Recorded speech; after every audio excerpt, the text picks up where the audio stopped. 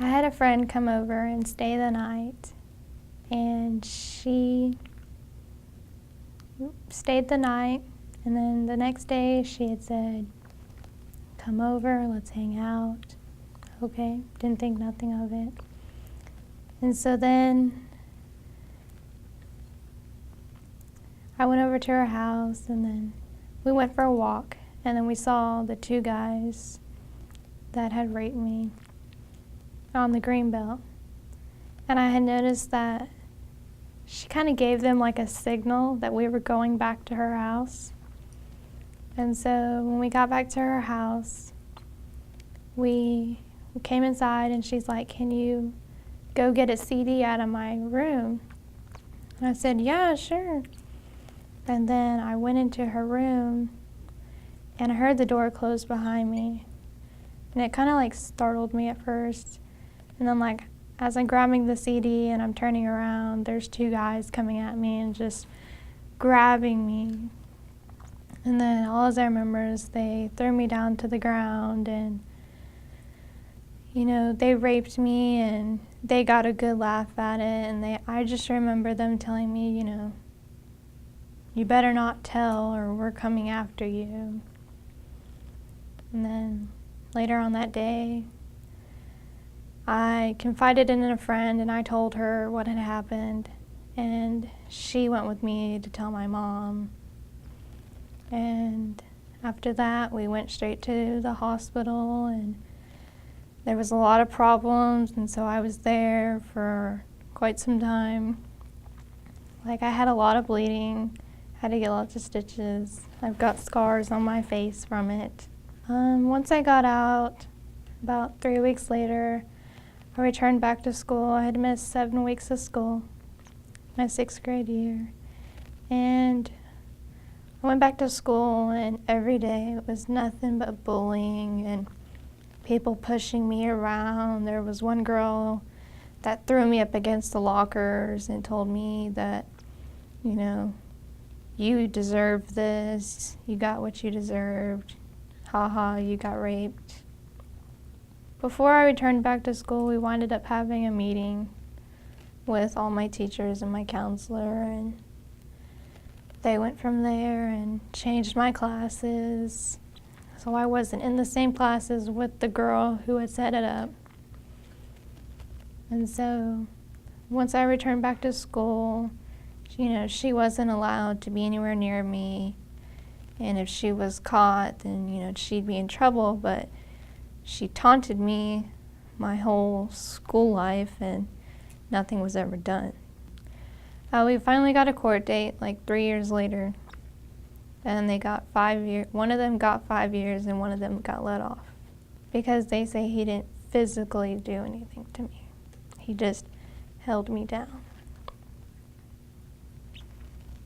And the one guy that got jail time, he was only in there for 3.5 years.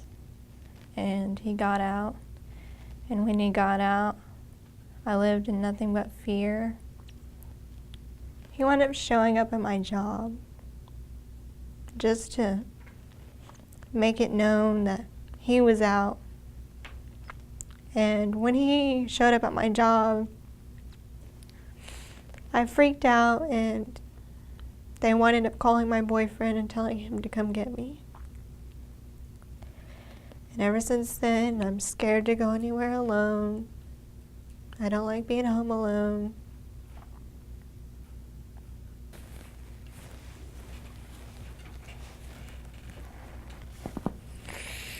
A couple weeks after he made the appearance at my job, he ended up getting arrested again for violating parole. So as far as I know of now, he's in there. So that gives me a little bit of ease to know that I don't have to watch my back everywhere I go. Once I got out, my parents had decided to put me in counseling, and I went to counseling, every Monday for about 12 weeks. And after 12 weeks, she just told me, I don't need you anymore, you don't need me, go on with your life. It made me feel like, she didn't care to help me when I needed help. I didn't feel like anybody understood me. Like, the one friend that went with me to tell my mom what had happened, she was the only one there for me, the only one that stood by my side. Everybody else just thought it was funny to pick on me and taunt me through school and bully me. About like a month after I returned back to school, the bullying got really bad, so I stopped going for like 2 weeks. And then I went back to school and finished out my middle school year. And then when high school came, it got worse because she was there, and the guys who raped me, their family members were there, and they thought it was okay to say, "Oh, look what my brother did. How does that make you feel?" And my 10th grade year just got so bad. I just, threw in the towel and said, I can't do it no more. And I winded up dropping out of school. But now, I went back to school, and I graduated. It's been 5 years since the rape happened.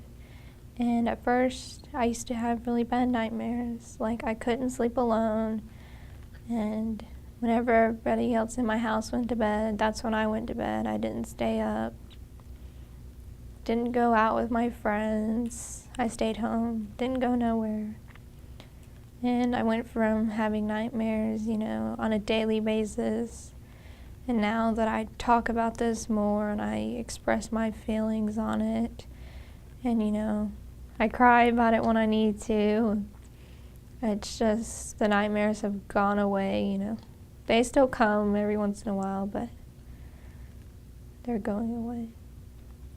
I find my hope about praying about it and then going and talking to people and just knowing that God is protecting me and He's not going to let anything else happen to me, and that I'm not alone. I'm not the only one out there. If you have a friend that's been through this situation, you need to be there for them. You need to talk to them. You need to make them know that they're not alone and they're not the only person that's going through this. And there's people out there that want to help them. And it's good to talk about it. I'm Caitlin, and I have a voice.